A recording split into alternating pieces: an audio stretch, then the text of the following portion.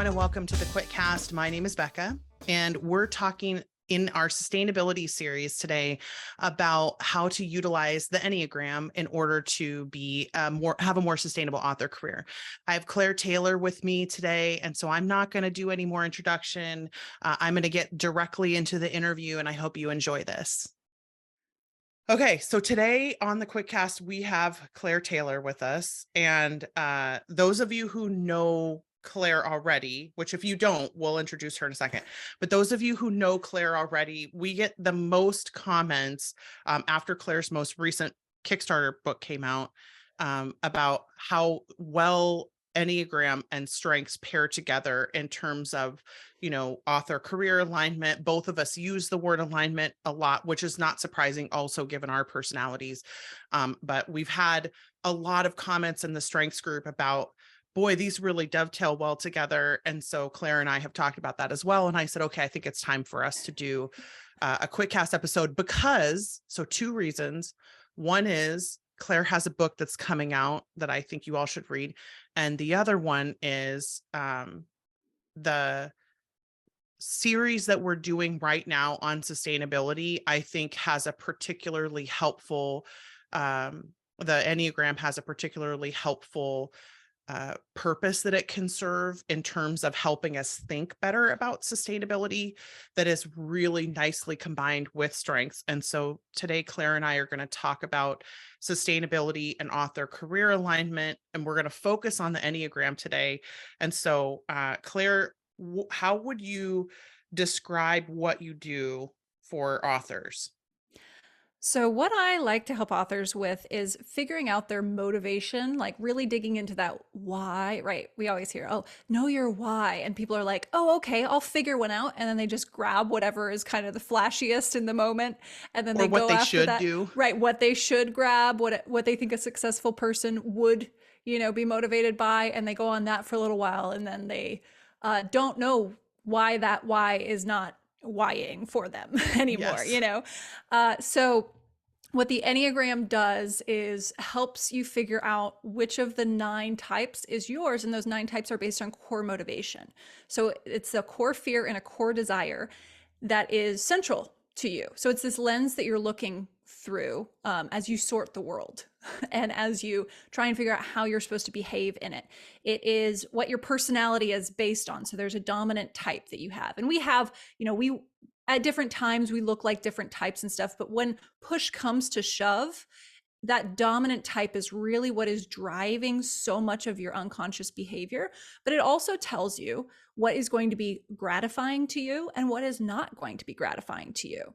So Yeah. I know that you talk a lot about those, energy pennies, and it's very much like that. It's about what is actually going to fill you up, what is going to meet your emotional needs, and your, what is going to make you feel valuable, or what is going to make you feel like a good person or loved or strong. These are all these needs that are at the core of the Enneagram. So once you figure out what your type is, you can start to figure out what you actually want your writing to do for you emotionally. And you can make a lot of decisions based on that. So it's very much the why you came to writing and why you stick around. Yeah. Super similar in terms of purpose to the strengths. Mm-hmm. And one of the questions we get a lot, because we use Enneagram in our Write Better Faster experience, just in terms of trying to align the different strengths to the Mm-hmm. motivation. And when we use it, there's often this sense of like, well, shouldn't it be predictable, right? Like, shouldn't for instance, the type 3 Enneagram is commonly called the achiever Enneagram. Mm-hmm. So shouldn't all type 3s have high achiever, dominant achiever, or shouldn't all Mm-hmm. achievers naturally be type 3s? And one of the reasons that I think we have to use uh, systems like this together is Mm-hmm. that they're not meant to test the same things. So you are not going to necessarily have all high achievers be a type 3 or all type 3s have achiever or something like that. So if you think about Mm-hmm. when you're asking questions about why am I doing certain behaviors or why am I executing certain things in my writing, you might have a strengths answer and you might have an Enneagram answer. And those two things are going to probably be different. So they're probably going to have a slightly different interpretation or a slightly different purpose, especially the way that I think when you use them together, I think it's the most effective, because there's like a limit to where Enneagram can't answer certain things, and there's a limit to where strengths can't answer certain things. But I do find that together they can answer pretty much any question that anybody has about anything. And so I always want to get out of the way at the beginning, that predictability. We have this big hang up, I think, in when we're using personality science about, well, if I'm INFJ, I will be this in the Enneagram, and I will be this in the strengths, and I'll be this in the disc, and I'll be this. And I'm like, no, no, no, that's not how it works. We are all way too complex for that. And if I'm a dominant achiever in the strengths and a 3 in the Enneagram, I will act differently than if I'm a dominant achiever and a 1, or a dominant achiever and a 5, or a 7, or a 9. And you can be any of those numbers and also have a strength of achiever. So I always want to start off theoretically, conceptually, and say, let's not reduce something to try to predict the behavior based only on theory. This is Right. why we have tests. It's why the test itself is the most important part. So let's assume, and we'll put information in the show notes about how to get more information about this, etc. But let's assume that strengths and Enneagram solve different problems. We're not going to talk about strengths in this topic. We're here to talk about Enneagram. Mhm. So give me like a big picture overview of what questions the Enneagram might answer for me if I'm an author. Right. So there are all kinds of questions because, again, this is like a personality filter. So I see, like you said, I don't think that these step on each other's toes at all, the Enneagram and the Mm-mm. strengths. I think they are measuring very different things. The it's sort of, what are you trying to achieve here? What are you trying to achieve and why? So as far as author career goes, if you are a type 3, the achiever, you are going to be much more comfortable functioning in certain situations than if you are a type 5, right? Or the investigator. That's going to be you're going to need to structure your life because so that you are getting different needs met. The 3s need to feel valuable. So you are going to be playing a completely different game. It's about what game are you playing. The 3s are playing the game for value, and the 5s are playing the game for feeling competent, which is not the same, right? The 7s are playing the game they're trying to get satisfaction out of life. It's a very different game that they're playing. So if you're playing a different game, you can't use the same strategy as someone who's, not playing your game. And that's what Yes. happens a lot. We try and apply a strategy that is not for the game that will ultimately give us the reward we're seeking. And then we play that game because someone on stage said this is the game we all play. And then we play that game and it doesn't fulfill us and we don't know why. We're not getting our needs met. We're not soothing our core fear. We're not addressing our core fear. We're functioning with it, but we're not addressing it. So if you are a 5, your core fear is to be incapable or incompetent. And a lot of this looks like knowledge. So 5s tend to build, 5s want a really gratifying author career. They're going to build a system that not only, accounts for their strengths on how they do this, but really focuses on giving themselves the space to do that research that is interesting for them, to have the very detailed, world building, to be able to sit and think and have some time alone, because 5s do tend to be introverted because they are afraid of that need for self-sufficiency makes them very sensitive to people trying to take their energy in any way, because if people take too much from them, then they can't be self-sufficient and then they have to Yeah. ask for help, which is that fear. So it's about really respecting your fear and desire and building that in that way. So if a 5 is playing the game that a lot of 3s, the achievers, play, which is that rapid release, that, churning books out really quickly, which 3s can do for a while. And, as long as they're conscious of what they are feeling, which can be very, very difficult for a 3 because they tend to reject emotions for productivity. But the 3 can play that for a really long time. The 5 can play it for a little while, and then that need is not getting met, and they're gonna, the brakes, it's like putting a little bit of pressure on the brakes. You slowly grind to that halt if you're not playing the right game. So it really is about figuring out, what game are you playing?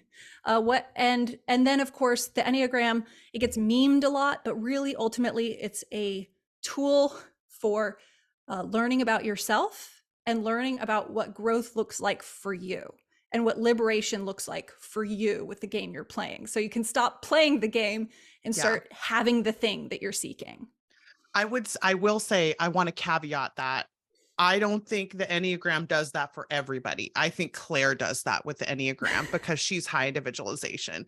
And this is one of the reasons why I use Enneagram very hesitantly in our stuff, is because it is so difficult to talk to people about something that they're so unconscious about, right? Like it's It really is. hard sometimes to uncover those things when you're talking in generalizations, but where you can do it is individually. And I think that's Mm-hmm. the difference between the way that a lot of other people use the Enneagram and the way that Claire uses it, is that it is very much a, how are you personally, how is this going to look for you personally? And how do you understand this thing that you have in common with a lot of other people? For instance, like you're talking about a 5 or a 7 or a 9, right? There are 9 types. Then there are also wings that get, that complicate that. So there Mm-hmm. is a lot of more nuance than we think there is sometimes. Yes. But if you have a basic like core motivation and core desire that you share with other people,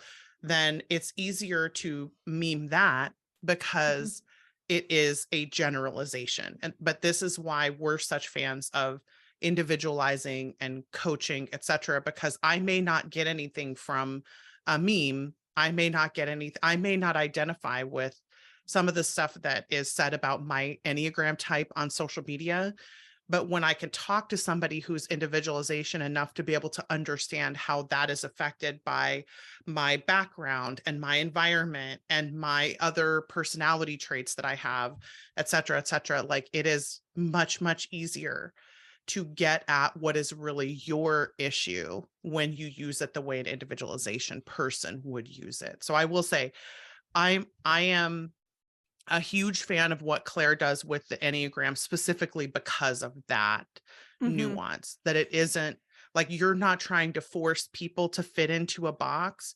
You're trying Mm-mm. to help them discover what it is that is true about the box that they're already in. Right. And a lot of people come to the Enneagram when they are caught in these unconscious patterns of their type. Right. They Yep. are playing the game. They don't know they're playing the game. They think that's the only game in town. Yep. And it's not working for them anymore. And they're Yep. like, I don't know what to do. Like Yep. I don't, because you can't see your blind spot, you know? Yep. So that's reading about the Enneagram. It really points out your blind spot and helps you understand, and learning about other types on the Enneagram helps you Yep. understand that there are different perspectives. And these are such basic perspectives. These are such fundamental things to who we are, Yep. that to just be able to like get underneath that on your own, it's almost impossible.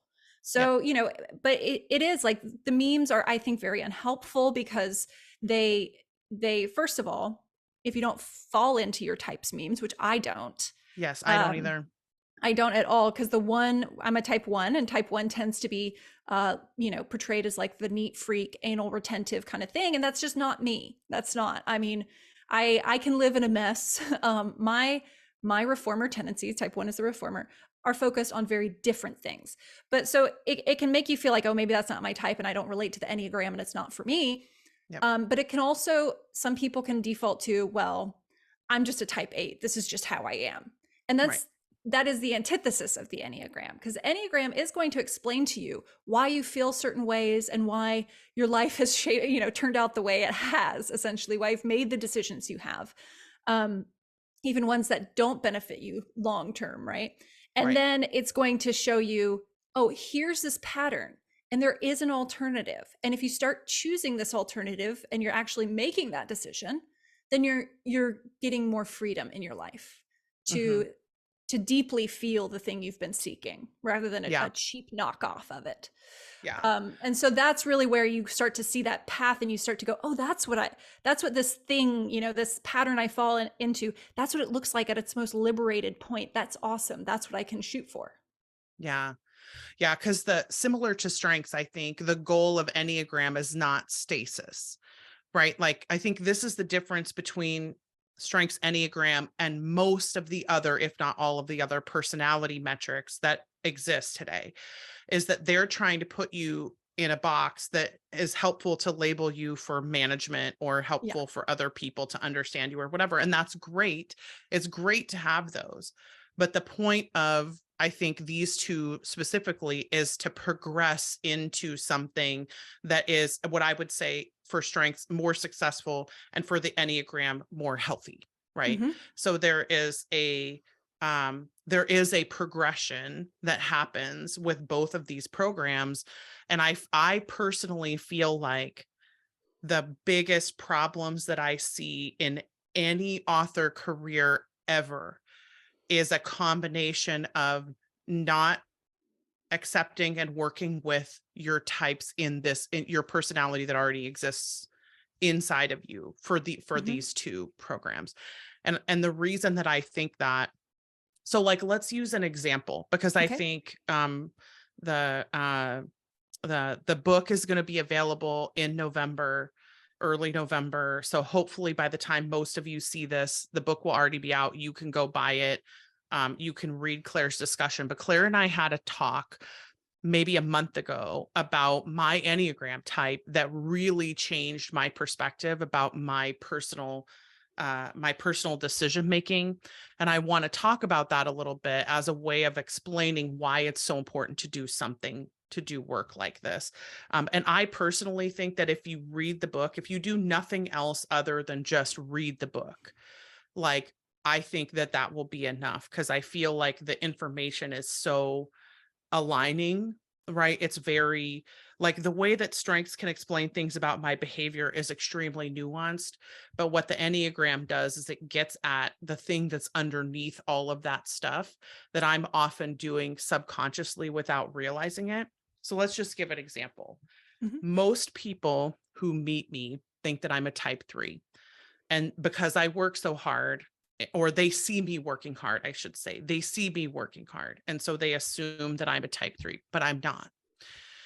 But most of the advice that you get from the nonfiction industry in general, not just in authordom, but everywhere in Mm-hmm. nonfiction industry, is made for type 3s.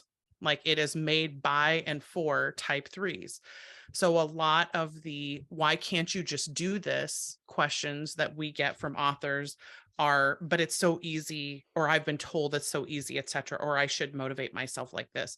But if you're not motivated like that, then it's not going to be helpful. So I was asking Claire, so describe the one type really quickly, Mm-hmm. just for the difference, and what's the primary difference between the 1 and the 3. Okay, yeah. So ones and threes do get mistyped a lot. Um, and as I describe this, you'll understand why. So the type one's core fear is to be bad or corrupt or evil. And the core desire is to be good and just a good person, to have integrity and to be above reproach, really. So that can look a lot of ways, right? For the ones, we tend to have a lot of shoulds in our lives. I think all types have some to some extent, but the ones, we are known for a very, very strong inner critic who is trying to protect us and trying to make sure that we don't do anything bad, because that is fundamentally our greatest fear. And sure, we have other fears, but this is the one that's really driving everything. Am I a good person? And when we really get that fear triggered, we tend to break life into these two columns, and we put a tally mark under good person and a tally mark under bad person. And we just do everything we can to put as many tally marks in the good person column as possible. So what does a good person look like is the question. That's where the type ones start to look differently. What we were raised to think a good person would look like. Are they helpful? Are they strong? Are they kind? Are they quiet? Are they productive? What does a good person look like? And whatever that is, whatever messaging we got, early in life, that's how we try to achieve that goodness. And so attacks on our character really, really hurt. Um, but also at the same time, type ones tend to disregard rules that seem unjust to us.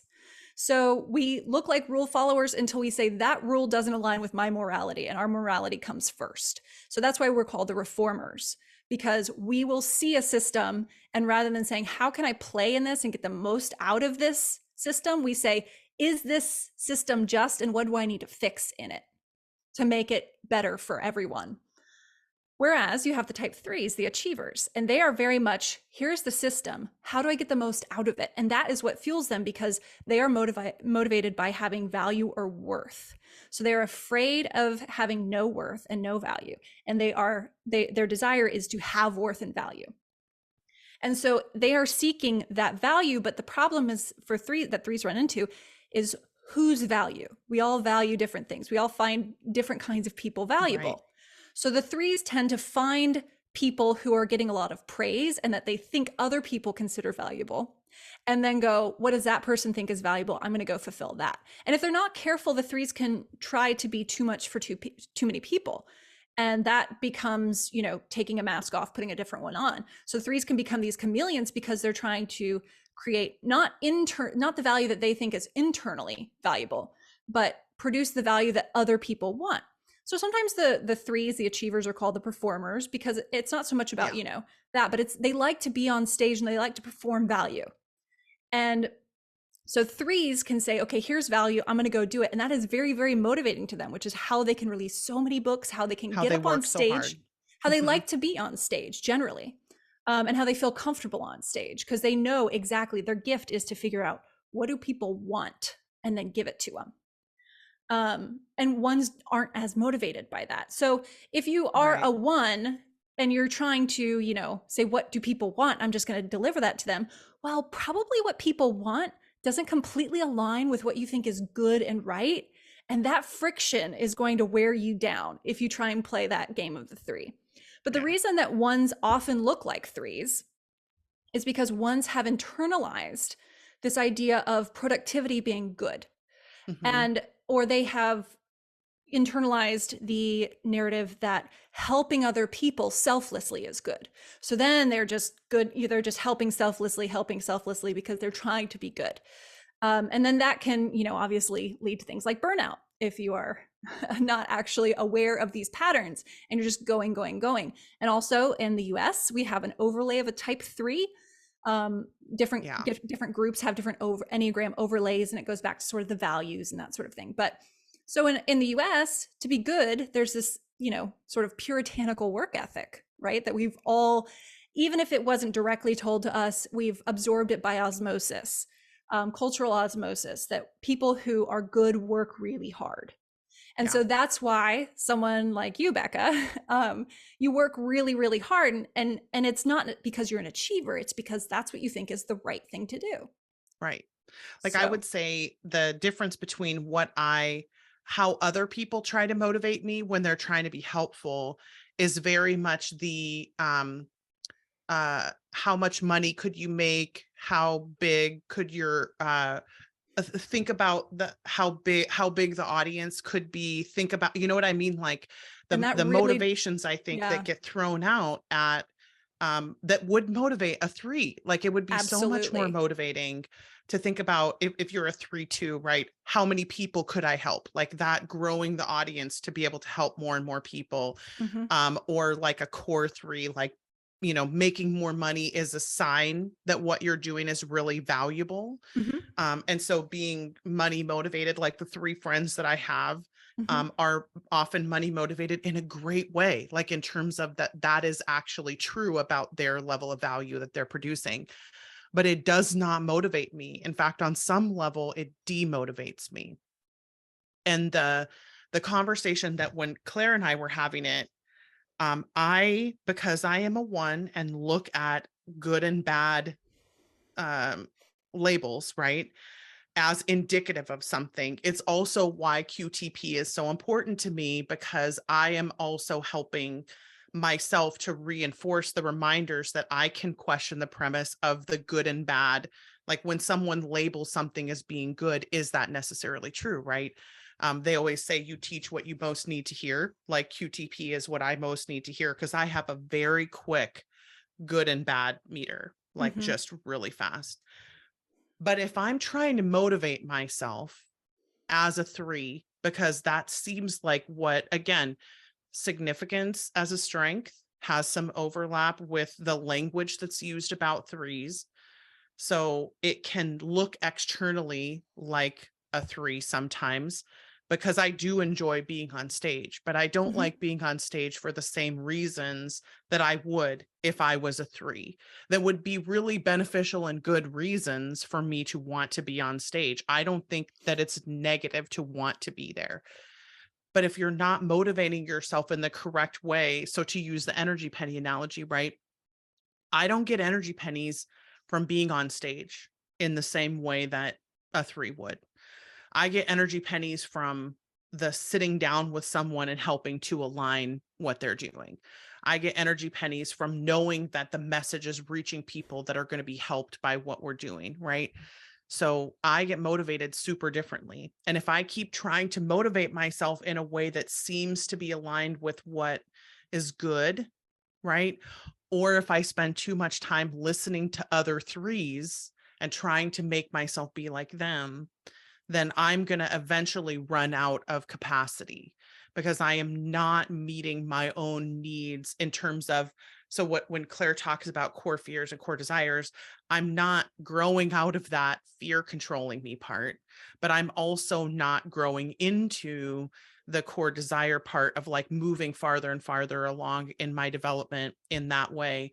And this is very different from strengths development. Like it is much more um and I don't know if Claire would use this word, but in my head, I think of it as more therapeutic. Mhm. Like it's something that is a little bit more based in um, fixing some of the traumatic responses that we have and stuff like that, right? Because it's very fear based. Yeah. Um, and so for me, if I'm not dealing with those issues, then I'm not able to properly motivate myself in a way that will last long throughout my career. And the process of understanding both from from the book itself but also from just listening to Claire talk about what a one should do, then I use that information similarly to how I use my strengths information. Now it's like I'm constantly checking in with, is this really resonating with me in the right way though? Because when I still hear someone shoulding, even though QTP is now my first instinct, it still is so hard for me when they use good and righteous language to really jump on that fast enough that I don't say, well, but maybe I should just do that. Maybe what everybody's saying is right is actually right. Maybe I shouldn't worry about um uh so the thing that gets thrown at me a lot by my very well-meaning three friends is that's their job. Like you don't have to self-select for them whether they should take your class or not. That's their job to Mhm. self-select. Instead of, I have a very triggery response when my staff tells me we need to promote our classes. And I'm like, nope, I am not going to convince people to take my classes. That is not ethically right. And the staff is like, but what if they need it? Right. And just in my head, I keep having this hard stop. Nope. If people want it, they'll find it. If people want it, they'll find it. Mhm. And that is not always helpful from a business running perspective. You do have to let people know that they have classes. But my three friends are constantly telling me it's their job to choose. It's their job to choose. But what I know about psychology is, but they're not making good decisions when they're afraid that they're not going to, right? Like, so this is why I say, and I know I'm not saying this about any of our classes or anyone's classes. I just mean classes in general. Yeah. If you are not pausing 24 hours to wait and make sure it's really you that wants to take the class and not your fear that you're going to miss out on something, then you don't know for sure if you're being run by fear or not. And I Mhm. think that's important, an important tool for all of us to have. I don't rely on people being able to overcome their base psychology. And as a one, I'm never going to be able to get around that. I am growing, right? Like I'm getting better, Right. but Yeah, we also, never completely right, get past it. right, I will never lose that, Hmm. And but you shouldn't. also, right, it's a good thing. I also don't want it to hamper me. So even Hmm. as I'm listening to Claire talk about the ones, I'm thinking, but when it is actually helpful, because we don't make classes to make classes around here. Like every single time we make a class, it is literally because I see a problem in the author community that I want to fix. And I think people need the help to be able to fix that thing. And I know, and again, I think Claire is the same way. So for me, I think I make classes the way a one makes classes. And so I need to not let that inhibit me from sharing when I have a product that I know is going to be helpful. Hmm. But that I have to motivate myself like a one to get there. I Yes. cannot convince myself that they should just make their own choices and it's not my job to tell them who this class will work for and who it won't, or to help them question the premise or any of that. I will never not think that ever. Yeah, and I think that there's some value to that. The Yeah. one wants to be sensible and reasonable. That is Right. the desire to be reasonable, to not be overrun by emotions and get out of balance. And that desire to find, like when you see a problem, it's that obsession to fix it. So that you can see how that's easily something that could be negative, right? Right. If it's something that actually doesn't need to be fixed. And if we're going to get really deep into the spirituality, nothing needs to be fixed. Everything is exactly as it should be. That's why it's how it is, you know? Right. But then there's that desire of the, like, I would say that the question, the premise, the QTP is one of the gifts of the one that can be Right. shared with every type, right? But there is some, we do have to evaluate the truth behind our thought patterns of, you know, should I let everyone find me? Or is marketing Yes. actually going to better achieve my aims of Right. doing good in this world? Right. And I think you bring up a really interesting point because this is a conversation I've had with many of my three friends, type three friends in this industry, where they're like, yeah, you just promote and they'll buy it and they, you know, and they'll do it. And then they, you know, maybe they don't do it. Maybe they do nothing with it, but that's their, you know, responsibility. That's their job. Yeah. Yeah, and the threes are providing value. It's not like they're not providing value Oh, because that's what yes. they're Yes. obsessed Yes. with. Hmm. But yeah, I totally get that. I've never advertised. I've never done paid advertising for my services. I just sort of am like, you know, I do the Sell More Book Show and I mention it here and there, but I'm very bad about mentioning it. You know, what I do, and then of course, you know, Brian, who's a type 3 on the show with me, is like, Claire, you have to do these things. You have to, but because I'm like, I have to be reasonable, I'm with you. I never make decisions without sleeping on it Yep. because I'm like, this could be my emotions going on. And I think that really the Enneagram is just a really helpful thing to check in with. It is a Right. test, and Yes. nothing in our world is built for us to be our healthiest selves. Yep. None of the systems are built towards that. So Yep. inevitably, we always get pulled back in. There is no finish line. But once you realize how much easier life is, how much more pleasurable and enjoyable life is when you're in those healthy, you know, levels of your type, then that's that motivation of like, okay, I have to do this work, and it's painful work. I mean, Yep. sometimes when I sit down with someone and I'm like, okay, here is your type, because we'll do the test, but you know, the test usually their type is in the top 3 or 4 scores. It's not necessarily the top one. So we talk about that. And then once I start describing their type to them and some of the things that are hallmarks, it's painful, but it's like a relief, right? Hmm. It's like draining a sore. I'm sorry, that's a really gross, but it is. It's like, you know, it's painful, but it's like, oh, finally, this makes sense. This thing I've been carrying without knowing, and I can let go of it because it's not me. Yeah. It's just patterns that I've Yep. absorbed because they helped me when I was a child, right? Yeah. The thing I love the most, I think, about this work and thinking about the future of like what's coming in the author industry, because one of the things we've talked about in the last couple of videos specifically is that the gold rush is over. Oh, And so it's been over, yeah. we're now transitioning into the establishment of the long-term sort of industry. And what that means is a lot of us who have been functioning under gold rush rules have been trying to function in a type that is very much not ours.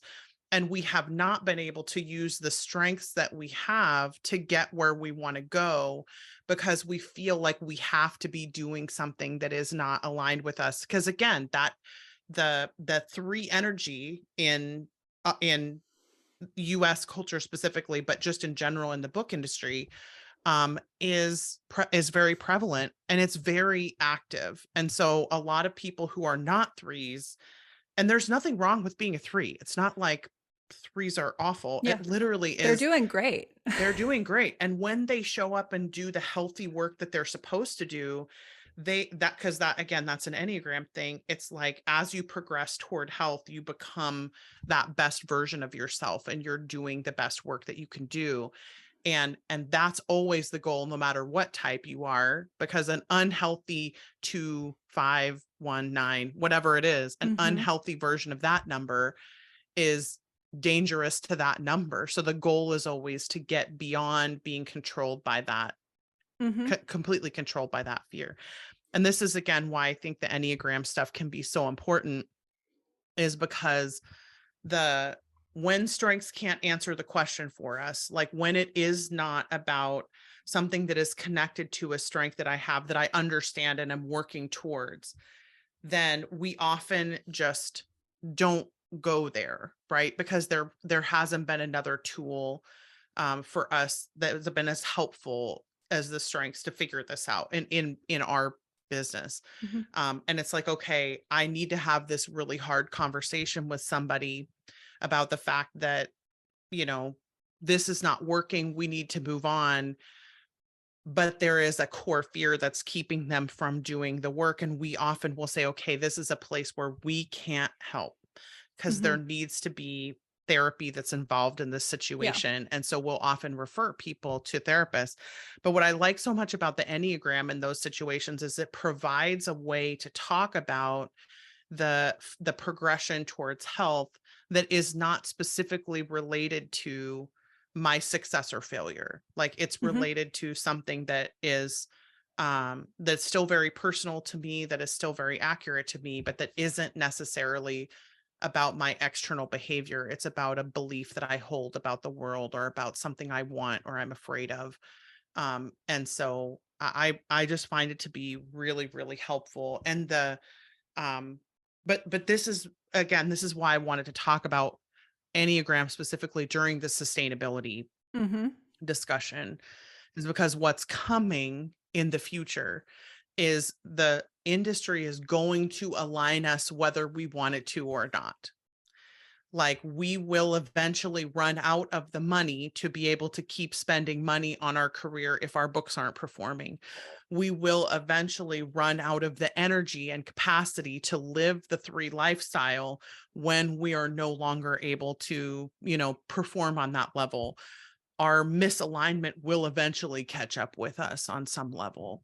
Mm-hmm. And if there's a way that we can give a tool to help with that, or we can be a place that people will come to think about how to readjust themselves, then I want to do that, because the industry itself is going to be here forever, and it's going to grow forever.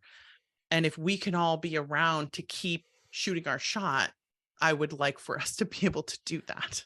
Yeah, and I think that understanding what money does for each type is probably the most important thing you can do as money starts to be harder to come by, Yeah. because it doesn't do the same thing for everyone. Yep. Spending money in the same way will feel completely different for each type. So, but there are ways that once you understand that, once you create that awareness of what kind of spending habits actually bring you that emotional fulfillment, you feel so much more satisfied and so much richer with less money. And this isn't, this isn't like, as if you're aligned, you can suddenly pay all your bills with writing full No. time. Like that's, I No. never promise that, right? But No. I'll give an example of like a type 2, the helper. So they are just the sweetest, most caring people, but their journey is to figure out how it's really to find unconditional love for themselves, but they start to really seek that worthiness of love externally. and they like to show love to people. They are just very loving people. So if a type 3 makes 20, or I'm sorry, a type 2 makes $20 off of her books, let's say, that's the profit she has for the month. Okay, she could invest it in, like, maybe run $20 worth of BookBub ads, that may or may not get her a few more sales, or she could take a friend who's really struggling out to coffee with that money. And that is going to feel much better for a type 2, to be able to connect with someone, to be able to use that money to show love, and to, really care for someone that they genuinely care for, and to be there for someone. That's going to fill up that emotional need. And it's going to make them feel really, really good. And so Hmm. then they're going to appreciate that $20 that they made off their books a lot more than if they just tossed it towards, trying to sell more books, or, whatever, which we do want to invest back into our business. But it's important to notice when you're like, I am just not feeling super motivated. Maybe I should use this money to fill the well a little bit, to go spend it. Type 7, they are the enthusiasts. Maybe they want to go try something new in their town with that $20, go to a restaurant they haven't gone to with some friends, and sit and really enjoy it, talk about the meal, really get in there and feel that sort of joy that the 7 is seeking. Right. And that might be a better way of spending their money than just sitting with a sad friend. Like, a sad friend is not going to do it for a 7 like it does for a 2. Oh boy, no. Um, right. So really No. figuring out how can I spend this, if you have smaller amounts, how do I spend these smaller amounts that make life worth living and make me really appreciate every sale because it's given me this moment? Right. Because I will admit, I think a lot of the mentality that we have in the industry is everyone should be reinvesting every piece of money that they have back into the Yeah. business to try to And make the business grow. why? And, and that's not going to fill Why? most people's tanks at And it's all. it's really not going to fill anyone's tank. It will Right. just take a lot longer for a type 3 to realize that their tank is empty. Right. Yes. Right. And that's a whole That's journey for accurate. the 3 too, because it's like, I've Yeah. done all of the things, I've achieved all the things. Why do I not feel valuable yet? Yeah. Why? What's the answer, Claire? Because the value is innate. And as soon as we start seeking the thing that is we can only find internally, externally, we start playing a game we can't win. Right. Yep. Yep. This is also just for those of you who are either top 5 achiever, top 5 significance, or competition, and are also 3s. This is the thing that we've been coaching people through the most often lately is, okay, but I have all this money and I still don't feel like I have reached the pinnacle of my value. And there is a certain extent to which achiever as a strength, competition as a strength, will never feel fully satisfied. But there's a difference between I still feel like there's more work that I want to do, and I am not valuable unless I continue working. So, like, Mm-hmm. there's a huge difference between the positive driver that happens when you're either achiever, competition, significance, or potentially a 3 Enneagram, and the I can't stop though. Like, Mm-hmm. I'm not able to stop, because if I do stop, then I won't be gratifying this need for value that I have. And again, this is why I think the book is so important for people to read, is what we see when we coach such a high volume of writers is that by and large, we all go through pattern shifts as groups. And those of us who came in a certain year will all go through a certain pattern shift 5 or 6 years later, 3 years later, 8 years, 10 years later. Those of us who come in 2019 will go through certain pattern shifts, etc. Like, it's just going to happen. And so if we are not conscious of some of these sustainability questions, are you receiving value the way that you need to? Are you receiving energy the way that you need to? Are you being controlled by fear? Like, what's making your decisions for you? All of those questions. If we're not constantly asking those questions, then we're going to find ourselves paying the consequences for them at some point. And Mm-hmm. and that's what I'm hoping for us to avoid. Like, I'm Right. as an industry. There's nothing worse than suffering and not knowing why. That Right. is that is the worst. So I think that Enneagram is the key to Yes. at least start asking the questions of why am I suffering so much? And then you start to realize that it is in your control. And it does take, I mean, I will always say that Enneagram work is better with a therapist.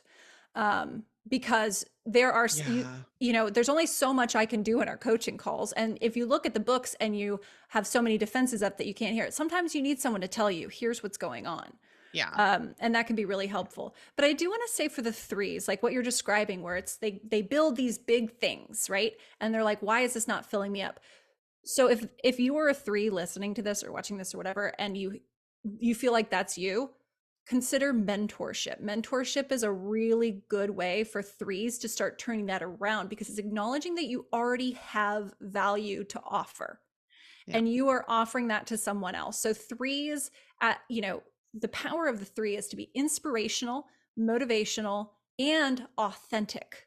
So the next thing for threes to do once they've pleased all these people, achieved all these, is it's very, very painful work, just heads up, but to figure out who you are behind the masks. And that can feel like you are falling into a never-ending pit when you start to take a look at that. But I promise you something's there. Someone is there. The little kid you were, there is someone still there. And once you figure that out and you start saying, oh, this is my innate value, you don't have to play those games. Yes, you still have all of those achievements to your names. You still have that money, to your name. You still have all that money, but you will feel more grounded and you will understand what your value is, and you will not have to keep, doing the song and dance. And you can offer that to someone else. And that is going to be the most powerful manifestation of your amazing type. Right. Because it's about the value, right? Like Mm-hmm. ultimately, where you're providing value, once you hit the peak achievement, because everyone will hit that, everyone who strives for that at some level will hit Mm-hmm. the place where I top out in my ability to do this thing. And there's always something beyond it. And again, like I think we're seeing a lot of this happen in um specifically in people who've been in this industry for a while now and have hit a lot of their achievements. And it is the most common thing that I coach people who are extremely successful about, is that transition into those arenas. And I think the reason I like the Enneagram work so much for things like this is it does remind us that there is a health and an unhealth, no matter how much you are getting from what you want. So like it's possible to be very good and righteous and be a completely unhealthy one. Mm-hmm.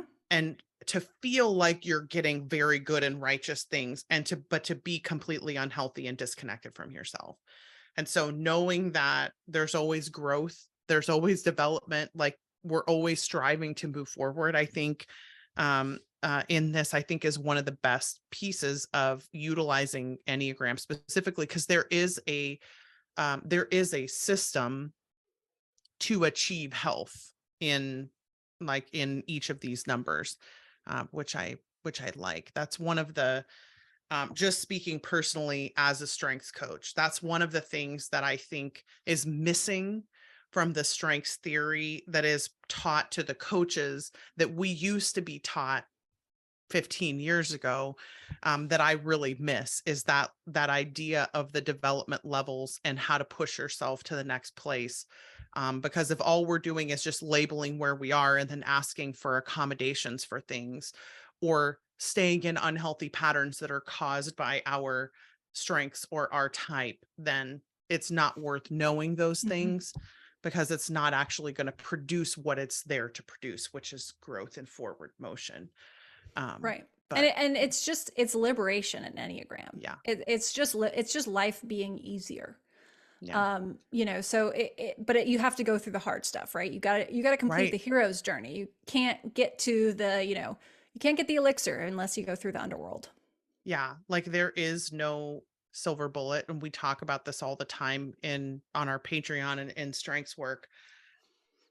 What we want is almost never possible, because we want the silver bullet that is only available when you do all of the work to make it without doing any of the work. Like we just want someone to tell us something and then have it magically be easier in that way. And Hmm. there's always work that has to be done to get to the easier place. And it's very hard to sign up for that, because we're going to have to make sacrifices and change. And that's really painful. And when it's not just work, it's not just, button chair work. This is you go through Right. grief. Yep. There's a lot of grief associated with it when you start to realize the patterns you've been following, Yep. and you have to sometimes look at your younger self and how that was protecting you, and that can be really emotional to see all of the ways that you had to protect yourself as a kid. Yep. It can be grieving all these opportunities you missed because you were closing yourself off and making things based on very black and white decision making. And this is not just the type 1. This is every type has sort of that yes or no. Does it move me closer or farther away from this thing I fear? Yeah. So it is a very intense process, Yeah. but once you experience that alignment, that temporary alignment, because we always fall out of it, it's like, oh, such a relief. Like, okay, this was worth the struggle. This was worth the tears. This was worth, the days when I just didn't know what to do with myself, just felt like I was crawling out of my skin because I'm confronting all of these things I haven't confronted before. And it goes up and down. I mean, I have a lot of stress in my life right now, and I'm noticing those patterns come back, the patterns that I'm like, I thought I was done with this, and then there it is. There's that perfectionism again. There's that, just intense inner critic. There's that voice that's saying, like nobody cares what you're doing, that there's that voice again. But this time I know what it is.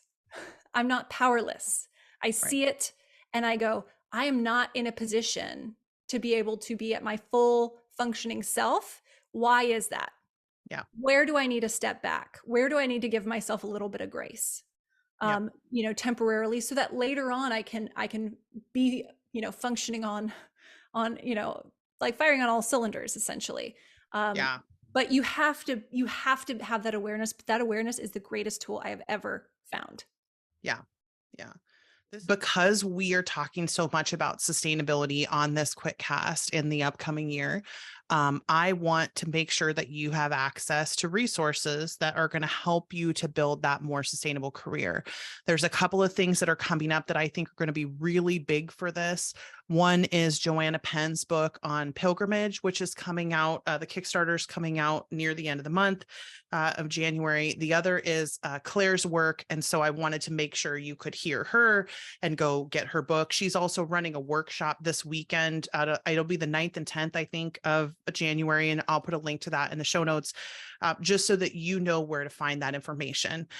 As always, we have more videos behind. If this is the first time that you're here on the Quitcast, go watch some of our other sustainability videos as well. We will be talking about this, obviously, much more in the future, sustainability. And we're just so grateful to Claire for her time coming on and helping us talk more about how to be aligned correctly and how to make sustainable decisions. I also want to encourage you to listen to Joanna Penn's podcast on the 16th of January. We're going to be discussing sustainable practices for intuitive authors. And I think that may be one of the most important podcast interviews that I've ever done. So I just want to make sure that you go and listen to that. And again, that'll be Joanna Penn's podcast on the 16th of January. So go take a listen, go check out Claire's stuff. And I hope you enjoy, and I will see you on the next Quitcast. Bye, everybody.